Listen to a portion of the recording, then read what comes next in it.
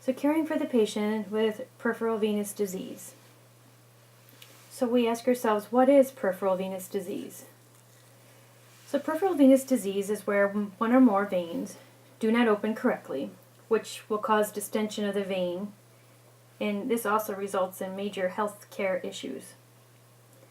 So this lecture we're going to talk about health problems that are related to the alteration of the blood flow in the veins.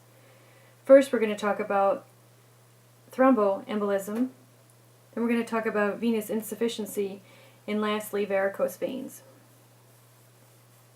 So in your practice, you're going to notice that terms are going to be used interchangeably. So you might hear venous thrombus and deep vein thrombosis and thrombophlebitis are sometimes grouped together. Please do not get them confused with the clinical manifestations that are associated with their disease process. What is the pathophysiology of venous thromboembolism? So what we know is that deep veins carry the body's blood back to the heart and that they are located within the muscles. So when the blood coagulates in a vein, it can sometimes form a blood clot or a thrombus. A thrombus is a stationary clot that occludes the blood flow within a vessel. There are two conditions. The venous thromboembolism, or VTE, consists of two related conditions. So deep vein thrombosis, DVT, and pulmonary embolism, PE. A deep vein thrombosis is where a thrombus, again, which is a blood clot, completely blocks the flow of the blood in the vein. Then blood flow in the vein will back up and cause more stasis and excessive pressure in the vein, causing the formation of more clots. This is most commonly seen in the lower extremities.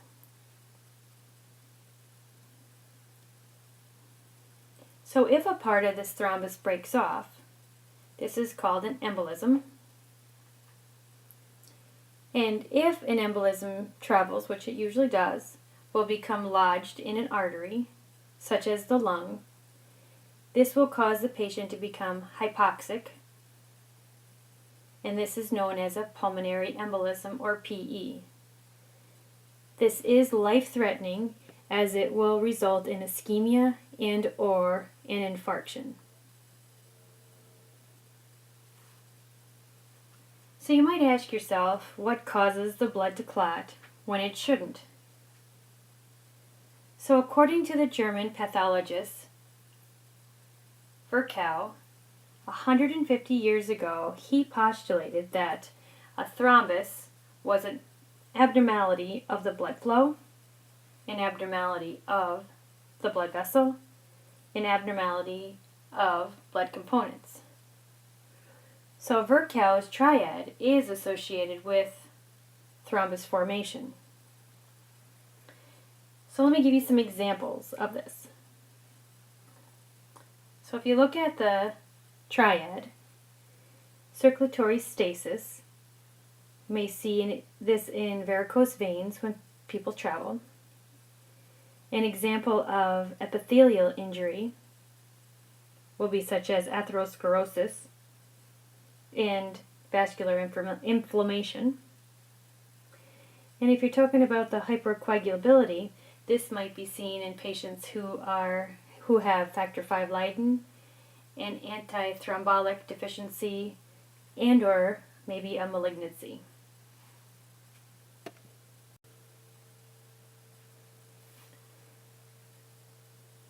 So thrombolytic disorders affect approximately 1 in 1,000 people annually. And DVTs account for 300,000 to 600,000 hospitalizations each year. Pulmonary embolisms cause nearly 200,000 deaths per year. And just to note that PEs cause more deaths than AIDS. breast cancer, and or motor vehicle accidents combined. The costs for DVTs are costly, and it is also the third common vascular disease.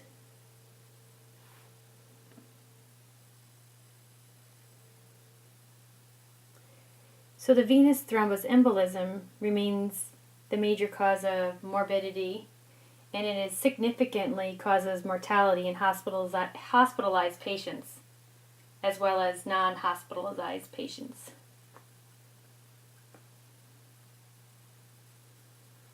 So let's talk about some risk factors associated with the DVTs. So surgery such as hip surgery, knee surgeries, prostate surgeries are very high risk. These patients have a high risk of getting a DVT. So you'll see many patients on prophylactic anticoagulation therapy. So you'll also see trauma. Patients that are immobilized, such as patients who come in with paralysis, strokes. Patients that sit for long periods of time, such as on airplanes or truck drivers, you might see a high incidence of DVTs. Cancer and the treatments that go along with the malignancy. Acute medical conditions such as heart failure, respiratory failure, ulcerative colitis, infections. If a patient has a previous history of a PE and or DVT. Risk factors associated with increased age. Women who are taking oral contraception. Don't forget about the pregnant patients all the way through postpartum. Any patient who has a central venous line or peripheral IV access as well are at risk. And patients who have known blood clotting disorders. So pathophysiology continued regarding deep vein thrombosis. So the deep vein thrombosis, the most common area the patients will have a DVT is usually in the leg. But with that being said, it can also be seen in the arm. So most common veins that are seen are the portal, mesentery, splenic vein, cerebral, as well as the renal veins. So if you're looking at doctor's orders, and if they write in their note, the DVT is a proximal DVT, this means that it is located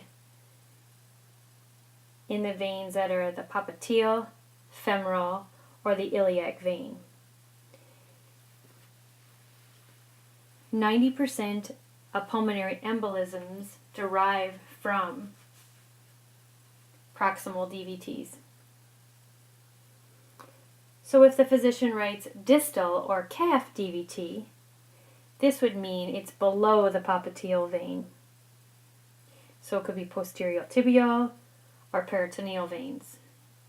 And this can lead to less than 5% of the PEs, or pulmonary embolisms. Keep in mind that a thrombus can embolize from a deep vein. It's usually a proximal leg vein. It can go to the pulmonary arteries and it can develop into the pulmonary embolism. As I stated, less than 5% of these patients have massive PEs. And most of the time these patients are hemodynamically compromised, such as they've had shock, they're in cardiac arrest, and approximately 30% of patients have had a PE. Or they have right-hearted dysfunction. Again, If this goes untreated, it can result in a fatality.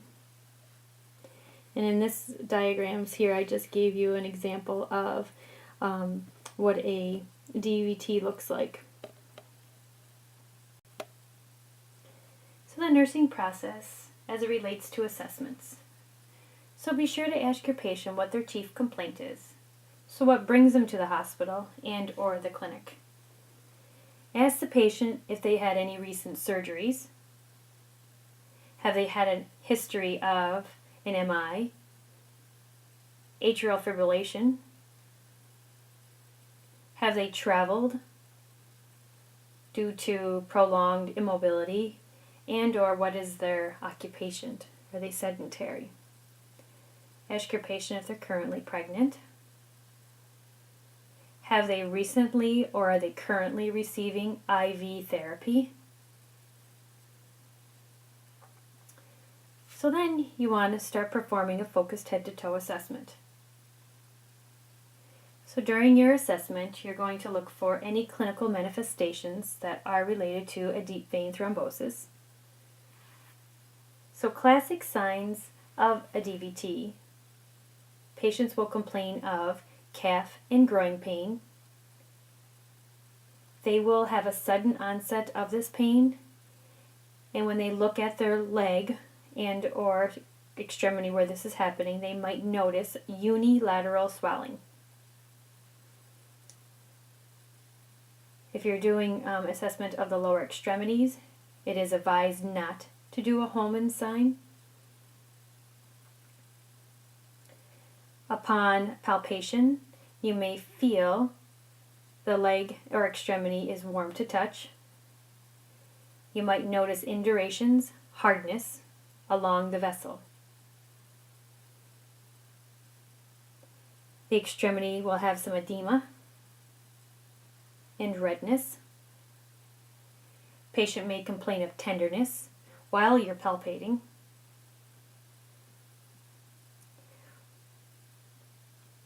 When you're measuring your extremity, your circumference of the lower leg or the upper extremity, you might notice that there's a difference in their circumference. Again, when the DVT is deep, you as the nurse might note that there is a unilateral edema, pain, warm skin. Patient may also have a fever. They might be febrile. So even though there are diagnostic tests to rule out DVT, your best indicator as the nurse is to do a good, thorough nursing assessment for your findings. So nursing process regarding diagnostic assessments. So ultrasound imaging and Doppler flow studies can also detect DVTs. When you educate your patients, you need to let them know that this test takes about an hour. And it is an ultrasound that is looking to detect if there is any DVT in the proximal region.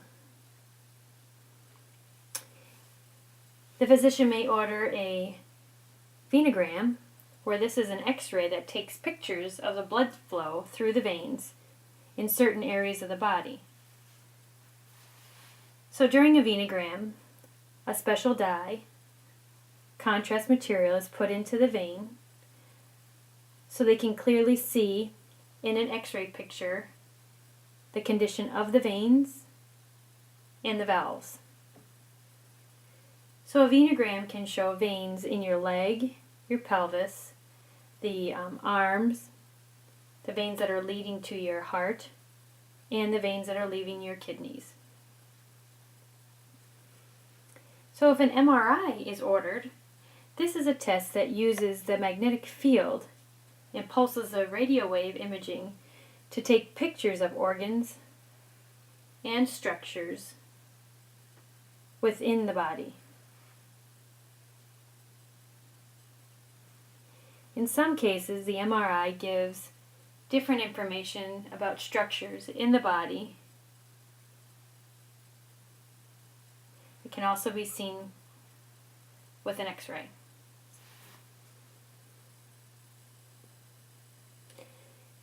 MRIs also may show problems that cannot be seen in other imaging. So for an MRI test, the area of the body being studied is placed inside a special machine that contains strong magnet. So these pictures from the MRI are digital images. They can be saved on computers for more study. So in also some cases, contrast material can be used during the MRI if they're looking for a specific structure more clearly.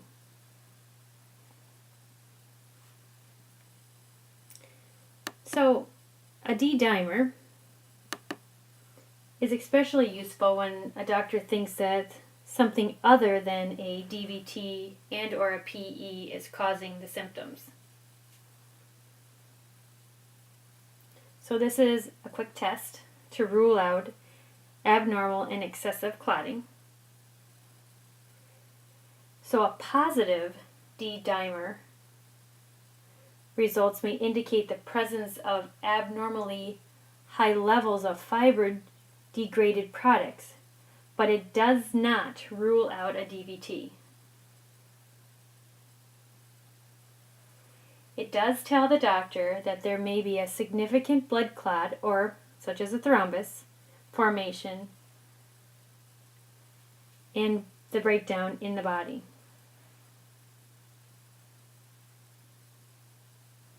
Elevated levels, such as patients that had recent surgeries, traumas, infection, heart disease, and and cancers, or conditions which in the fibrin is not clearly normal, such as liver disease. The D-dimer is typically not used to rule out a VTE in hospitalized patients. So lastly, a lung scan. A lung scan is a nuclear scan test that is most commonly used to detect blood clots that is preventing normal blood flow to parts of the lung, pulmonary embolism. So two types of lung scans, which are usually done together, or they can be done separately to diagnose certain lung disease. So it's called a VQ scan. So both scans are done. The test is called the VQ scan. And the ventilation scan usually is done first. And if the lungs are working normally, the blood flow on the perfusion scan matches airflow on the ventilation scan. So if they have a mismatch between the ventilation and the perfusion scan, this may indicate a pulmonary embolism. So the nursing process related to nursing diagnosis. Patient with peripheral venous disease may have ineffective tissue perfusion related to impaired circulation. They may have acute pain related to decreased oxygen supply, and they may be at a risk for impaired skin integrity. So the nursing process outcomes, what we'd like to see with these patients are: patient should improve venous circulation, patient will verbalize adequate relief of pain, conditions of skin will improve, and our goal is restoration of circulation. So the nursing process, the planning and implementing. So the goal is to prevent deep vein thrombosis and ultimately to prevent a pulmonary embolism. So health promotion and maintenance. So in the community, if the patient has a history of a VTE, they should avoid oral contraception. So they should be speaking to their doctor. Avoid drinking fluids that may dehydrate them.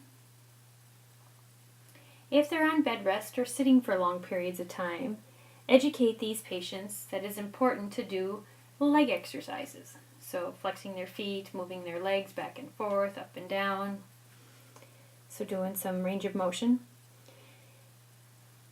In the inpatient or the acute care setting, we want to promote early ambulation, leg exercises,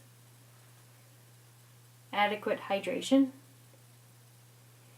If these patients have sequential compression devices, we want to be sure that these are on. They have venous plexi foot pumps, be sure that these are on. And or if the physician orders compression stockings. So non-surgical treatment should include educating the patients of the importance of resting. When they are sitting or lying down, they should elevate their affected extremity. This will help with the chronic venous insufficiency patients. Patients should also be educated on the importance of wearing the correct size knee highs and or thigh high compression stockings for extended periods of time.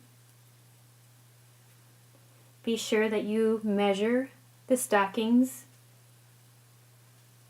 correctly and size the patient correctly. So be sure to educate the patient on worsening clinical manifestations such as if they have shortness of breath, chest pain, confusion, change of level of consciousness, because these could be signs of pulmonary embolism. Be sure to educate your patient not to massage the affected extremity, because this can prevent dislodging the thrombus to becoming an embolism.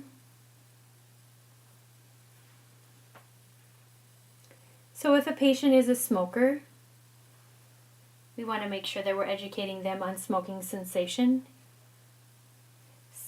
If the patient is not willing to quit smoking, we need to get a nicotine patch for this patient. Also, patients will be needed to be educated on drug therapy, and with the importance being early and rapid therapeutic anticoagulation. So anticoagulation therapy will inhibit the clotting factors. So today I would have to say that the most common preferred anticoagulation therapy is enoxaparin to treat DVTs. So the medication is weight adjusted for these patients.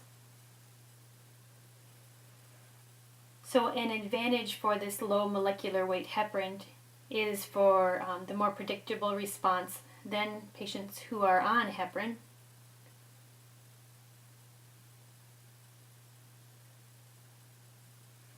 And I did state that there was weight adjusted for these patients, but there is really no dose adjustment that they'll need, so it's just weighted on what their patient is receiving, so it's usually 30 milligrams.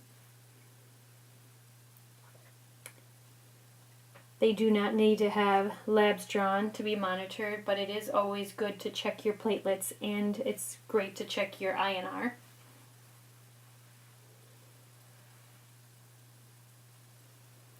It's as effective as heparin.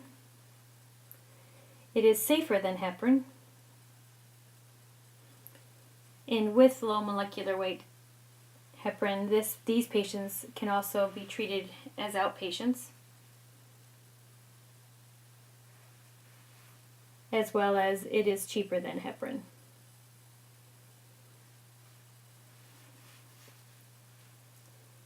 Disadvantages are subcutaneous injections daily and accumulation in renal dysfunction.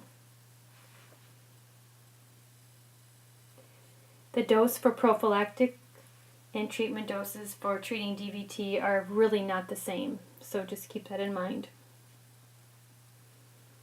So another medication that may be used is the unfractionated heparin. This is given in low doses subcutaneously for the high-risk patients with DVTs. So some patients are placed on IV unfractionated heparin, and these patients will be monitored in the ICU or the cardiac setting.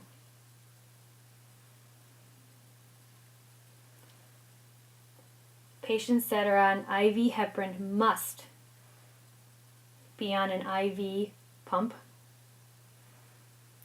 Labs need to be drawn before heparin can be started. These include the prothrombin time, the PT, the activated partial thromboplastin time, the APTT, and the International Normalized Ratio, the INR. The CBC with platelet counts, you want to be sure that you notify your doctor if the platelet count is below 120,000. Patients will have a urinalysis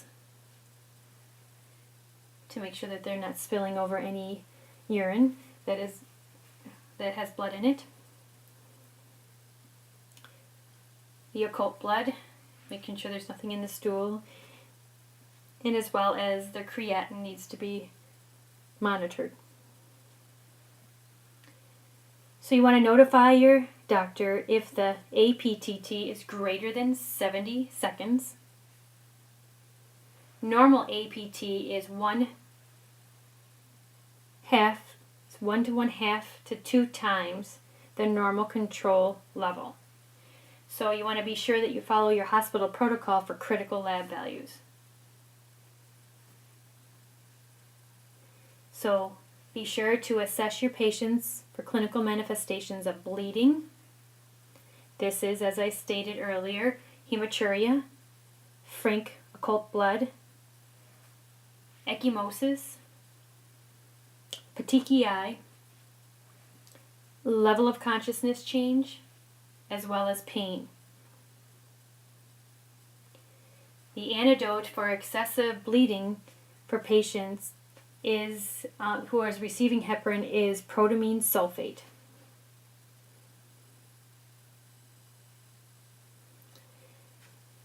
So unfractionated heparin can decrease the platelet count, causing heparin-induced thrombocytopenia, also known as HIT. It is the most hypercoagulability state known. Heparin is discontinued.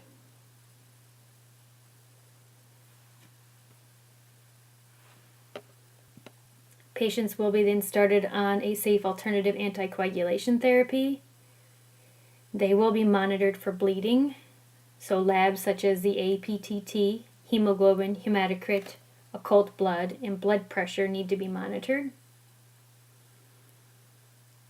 So another medication that may be ordered is warfarin, and this is an oral anticoagulant. So the doctor will start the patient on warfarin or Coumadin the same day as the low molecular weight heparin, or if the patient's on heparin. This is only if warfarin is an appropriate option. So we want to continue low molecular weight heparin for at least 5 days, or until the INR is greater than 2 for 2 days, with the target INR management of 2 to 3.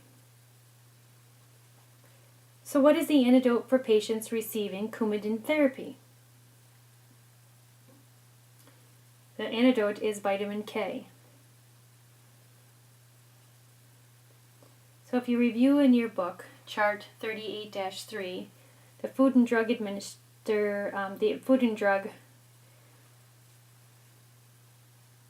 the food and drugs that will interfere with Coumadin is what I want to say. So also review chart 38-7, the patient receiving anticoagulation therapy.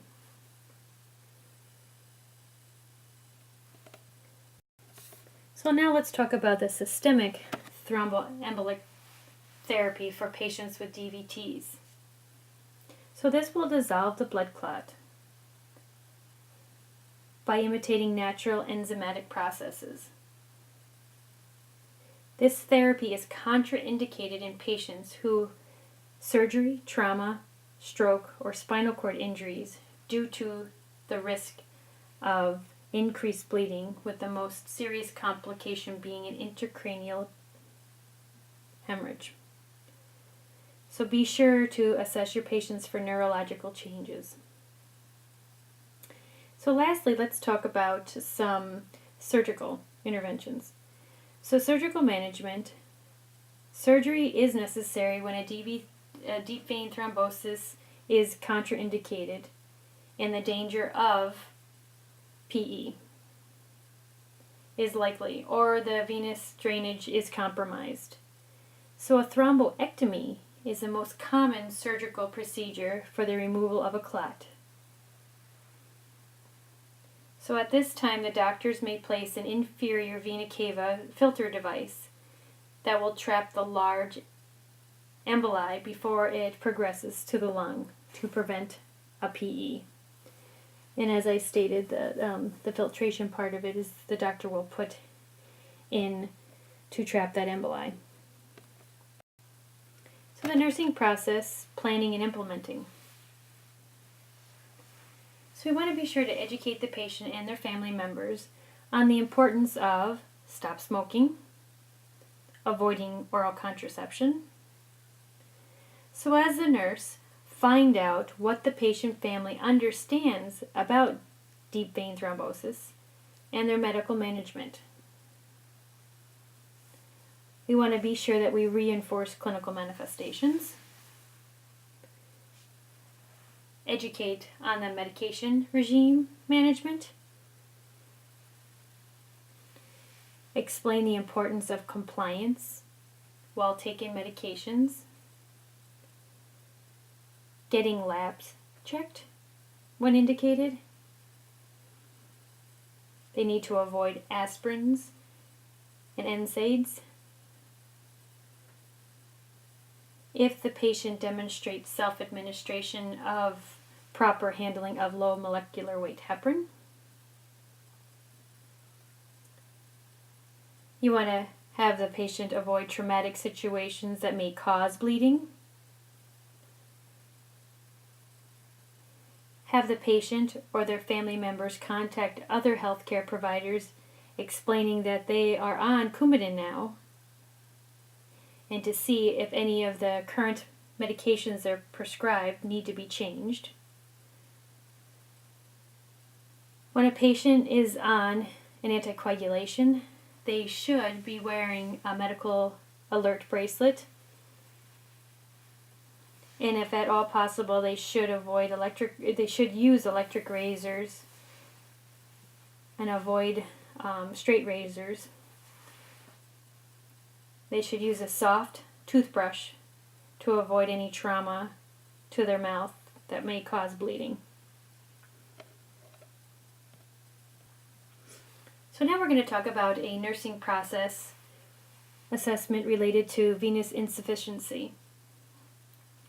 So venous insufficiency results from an obstruction of the venous valves in the leg, causing a reflux of blood over a prolonged period of time, causing changes, resulting in ischemia in the vascularization, changes in the skin, as well as the supporting tissue. So because the walls of the vein are thinner and have more elasticity than the artery walls, the prolonged increase of venous pressure causes venous hypertension. This results in stretching, damaging the valves, preventing blood return, and the complete closing of the valve leaflets.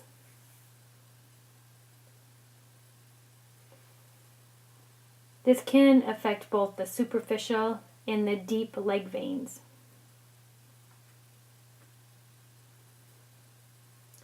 Venous insufficiency also can occur after there has been a thrombus formation. And the reason this happens is because the backflow and the reflux of the blood in the vein causes the edema and will decrease the tissue perfusion. So then over time, these patients will have poor venous return, causing the pigmentation of the skin to change color, will cause venous stasis, ulcers. They may have cellulitis as well as the swelling because of the cellulitis. So in this diagram, notice that the first two veins are normal. The first vein valve is open and heading to the heart, and the second vein valve is closed. As the vein valve becomes damaged by deep vein thrombosis, it causes the venous valve failure. So then, like I said, a reflux or the backwards flow into the deep vein occurs, and then pooling of the blood causes increased pressure in the leg veins, and the edema changes the hyperpigmentation, changing of the color of the leg. And this is noted in the third vein with the leaky valve, that is the dilated valve. So here's a couple pictures of patients who have had venous insufficiency. So note that the patient that has the venous ulcer is on the medial malleolus. This is the most common site where you'll find these. So with the border of the ulcer being irregular, patients that have stasis ulcers are very difficult to heal, and they live with these ulcers for years. So if a stasis ulcer is uncontrolled, these patients may have to have their leg amputated. So the nursing process, the planning and implementing of these patients that have venous insufficiency, they are usually not hospitalized unless there is a complication because of the ulcer. So our focus as nurses is to reduce the venous stasis by promoting venous return of the affected leg or legs and prevent further ulcerations. So non-surgical management, if you review in your book 38-9, Patients and Family Education on Preparing and Self-Managing of Venous Insufficiency. So the importance of the anti-gravity exercises such as the compression stockings and elevating the legs to decrease the edema and promoting venous return. Legs should be elevated 20 minutes, 4 times a day, and in the night, the foot of the bed should be elevated. Patients should avoid prolonged sitting and standing, and they should be encouraged to ambulate. Educate patients on the importance of obtaining correct compression stocking size. Be sure to educate the patient on the importance of not pushing stockings down around the legs, because this will further impact their circulation. It's best to apply the stockings before getting out of bed in the morning and to remove them at night.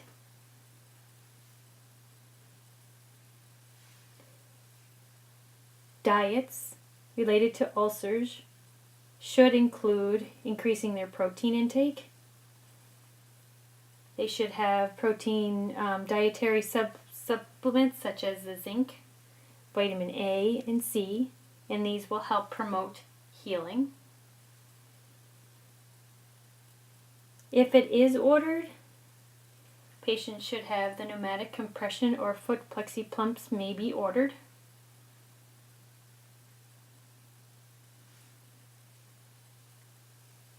Occlusive dressing changes depending on what the physician orders. The most common type is a duoderm.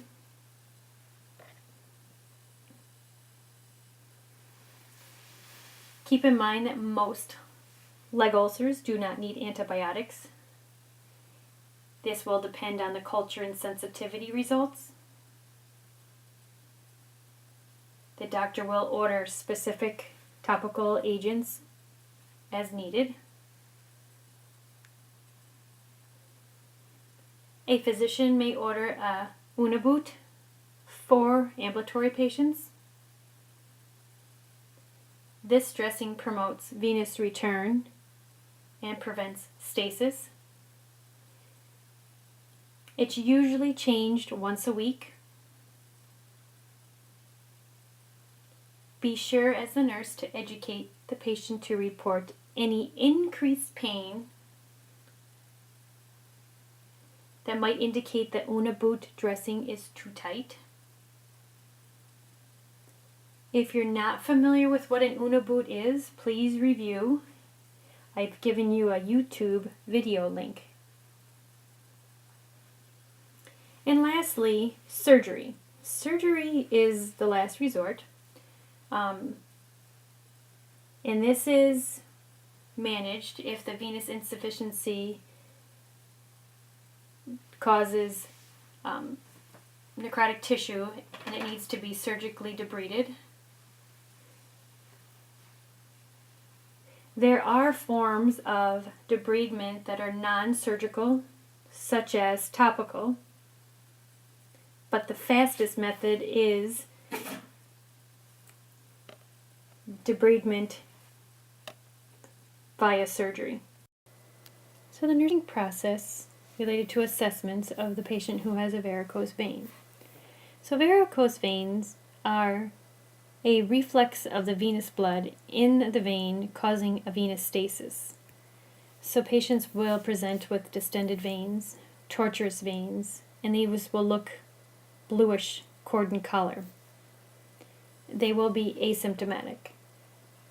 So as nurses, we need to get a good history, and we need to look to see if there's any risk factors. So patients with varicose veins are usually asymptomatic, but when their symptoms do develop, they complain of a dull ache, they complain of muscle cramps, muscle fatigue, ankle edema, and you will note that they will have a distended, protruded vein. So how this is diagnosed is through a series of tests. The Trendelenburg test is a test that the patient is lying supine, their legs are raised, and as the patient stands, the veins will fill, will note to fill. So nursing process, planning and implementing related to varicose veins. So managing is to prevent and to educate the patient of the importance of avoiding activities that will decrease venous circulation. So we want to do this by having the patient change their lifestyle, such as they may need to lose weight, change their occupation, avoid restrictive clothing and or shoes, and we want to encourage ambulation. So non-surgical management of varicose veins includes sclerotherapy, which is a palliative treatment to decrease the pain. It's where an injection of an irritating chemical into the vein will obliterate the vein, and patients will need to come back to have the sclerosed vein removed. Another way that is becoming more popular is the radiofrequency energy, which is a thermal ablation, as well as there's also a laser ablation, which can be done from a laser fiber tip. Both of these ablations will then seal the vein. So surgical treatment of these patients,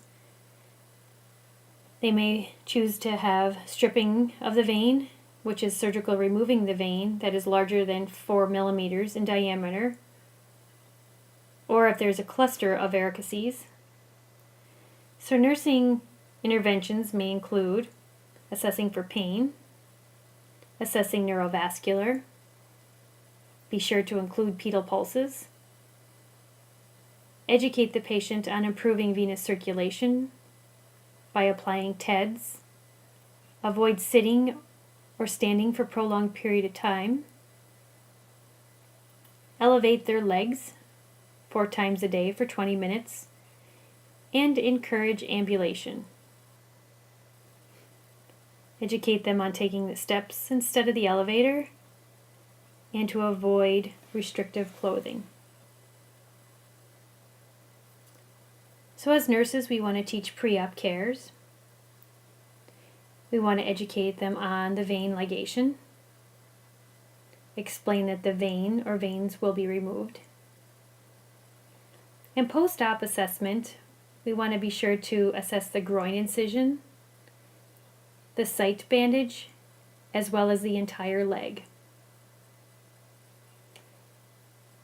Elevate legs, and we want to perform hourly range of motion. Once the patient is ambulatory, we want to instruct the patient to wear compression stockings, increase their ambulation, limit sitting and standing for prolonged periods of time. Our education and our outcomes are going to be the same for the venous insufficiency.